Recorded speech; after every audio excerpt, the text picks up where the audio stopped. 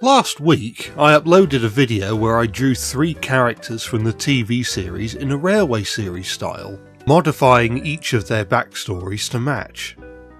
For this video, I've decided to do the same thing with 3 more engines. You all seem to really enjoy my last video, and if you haven't watched it yet, be sure to watch it after watching this. It's time for me to pick up a pen and draw.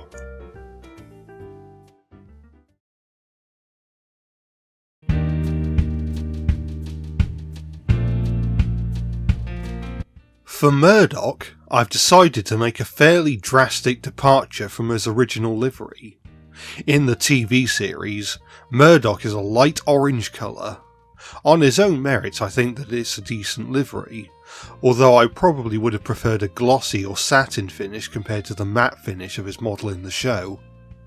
However, this colour scheme was not used for the British Railways 9Fs in real life.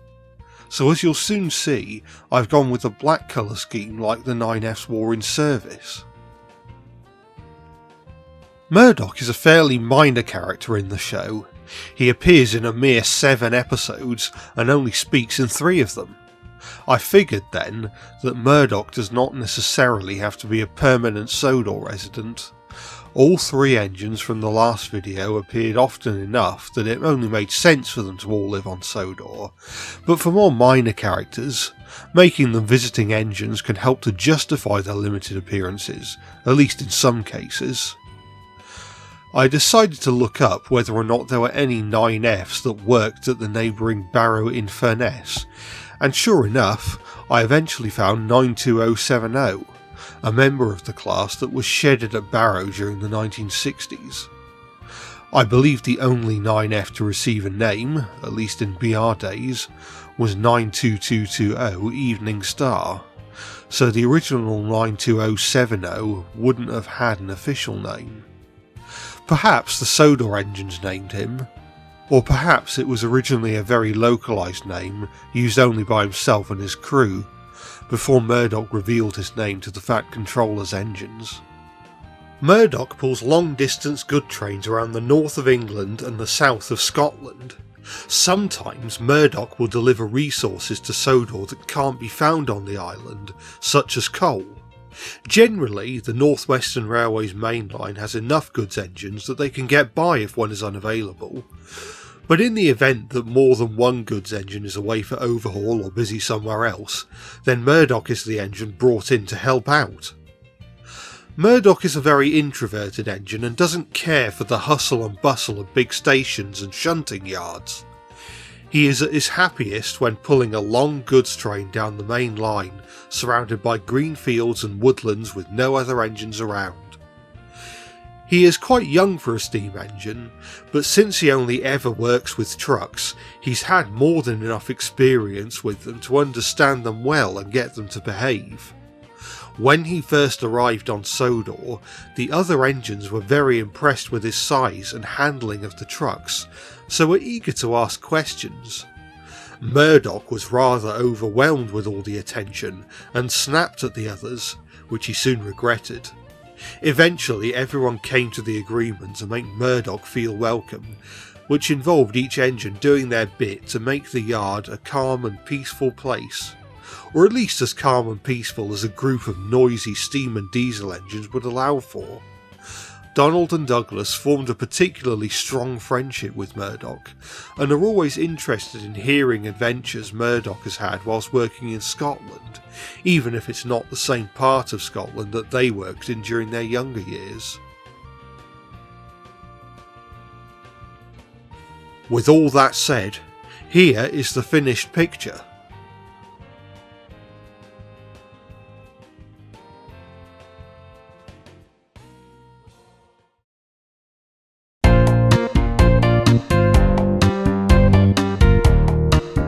Arthur was a character design that always interested me as a kid. I remember being quite excited about the fact that he was a large tank engine, or at least larger than the ones we were used to seeing in the show at the time. It's interesting to think that it took until 2003 before we got any tank engine larger than an 060 in Thomas and Friends. In the show, Arthur doesn't have a number, but his concept art tells a different story.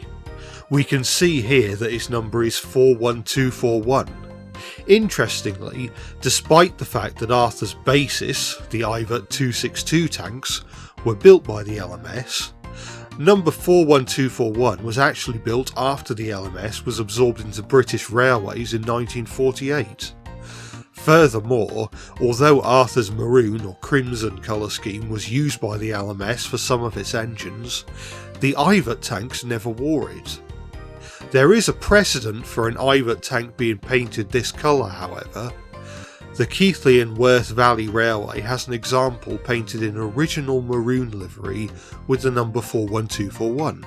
But wait a minute, that's the same number that Arthur wore in his concept art. So my idea is that Arthur literally is the engine preserved by the K&W VR. My idea is that this is set sometime during the 1970s. When Arthur needs to be sent away for an overhaul, the Fat Controller agrees to have it carried out at Crovensgate Works. As part of the agreement, Arthur spends a period after his overhaul at the North Western Railway, visiting various parts of the line and making new friends. When he visits Thomas's branch line, Thomas gets a bit annoyed at the attention Arthur is getting and tries to play a prank on him. He says it's customary on Sodor to work goods trains by pushing the trucks from behind. Arthur almost goes along with it as well, but luckily the signalman and the yard manager put a stop to this before any real harm can be done. Thomas is told off severely, but Arthur sees the funny side. Before being preserved, Arthur worked on a number of different lines across the UK, including coastal towns such as Bangor and Llandudno. The Keighley and Worth Valley Railway isn't really anywhere near the sea, and as much as Arthur likes his home, he'd be lying if he said he didn't miss being beside the seaside. The Fat Controller has a treat in store for him. After making negotiations with the other railway, who still have running powers to the line, Arthur is sent to work on the Norrumby branch line, home to one of the finest beaches and coastal towns on the island. Arthur is thrilled, and quickly comes to see the line almost as a second home.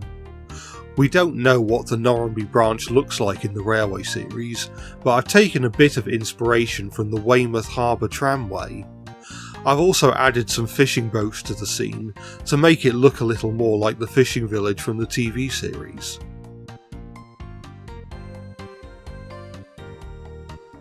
With that said and done, here is the completed illustration.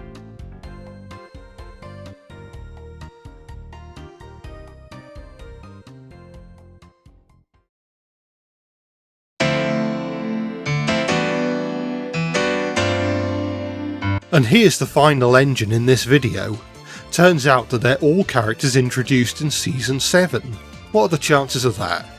Spencer is based on quite a famous class of engine, the LNER A4 Pacific. Even if you're not super into trains, there's a chance that you've heard of Mallard, the engine that holds the current world speed record for steam engines. Spencer was one of the first engines introduced in the show that had a basis I was already familiar with at the time. Spencer is painted in a light silvery grey livery. Whilst the first 4 A4s were painted in this colour, the livery was a bit different to Spencer's. Most notably, Spencer doesn't have the valances, aka the side skirts, which were present on the A4s up until the Second World War. I've often heard people say that Spencer looks better with the valances, or even that they didn't realise he didn't have them. I will admit I prefer the valances. They make the A4s look just that little bit sleeker in my opinion. My theory is that Spencer was one of the A4s that wasn't preserved in real life, but was in this alternate timeline. You may have noticed that I've given Spencer the number 4483, which originally belonged to a member of the class called Kingfisher. In the 1960s there actually were plans to preserve this engine, but they were cancelled when a problem was discovered with the firebox. For this backstory, however, I've decided to write an alternate series of events. Spencer Simon, 11th Duke of Boxford, was a big fan of the A4s and was willing to provide the necessary funds to get Kingfisher's firebox fixed, on 2 conditions. First was that the Duke would co-own the engine and would use it as a private vehicle on certain occasions. Secondly, the engine would have to be named after him. Although Kingfisher was never painted silver in service, the Duke had fond memories of seeing the original 4 A4s when they first entered service in 1935. And so, the newly renamed Spencer was painted into this livery by the preservation group to express their gratitude to the Duke. Most of the time, Spencer can be seen hauling passenger services on preserved railways and mainline rail tours. However, when the Duke of Boxford has free time to travel, he takes his private engine with him. Sodor is a popular holiday destination for the Duke, and so Spencer has visited the North Western Railway multiple times. The fact that he is privately owned by the Duke of Boxford has made Spencer very pompous and overconfident, to an extent that can even make Gordon blush. When Gordon first saw Spencer during his first visit to Sodor, he was excited to have a conversation with a distant relative of his, only for Spencer to dismiss him as old news, a mere stepping stone that had to exist in order for better engines, such as himself, to be created.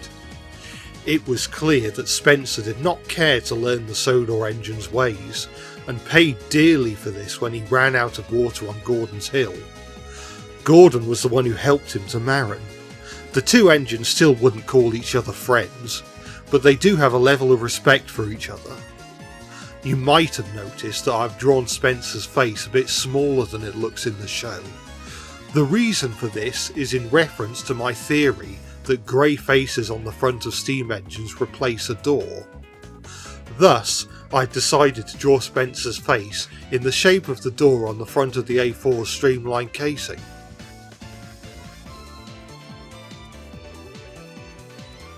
And so, here is the completed picture.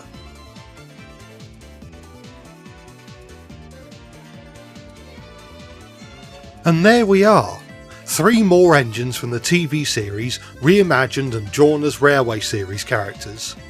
It was a bit of a coincidence that all 3 ended up being visiting engines to the island, but I think it works well as a recurring theme for the video. Like I said before, there are plenty more TV series characters where these came from, so there'll be more of these videos to come in due time. Be sure to comment down below and subscribe if you want to see more TV series characters reimagined.